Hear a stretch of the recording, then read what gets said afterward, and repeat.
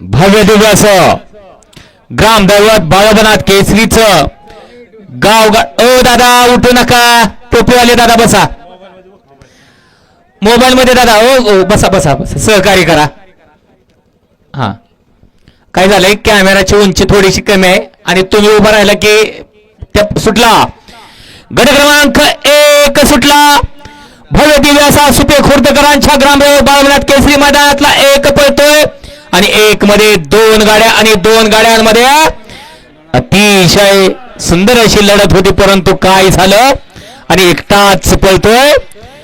सुंदर अशा गट क्रमांक 1 चा निकाल आणि निकाल.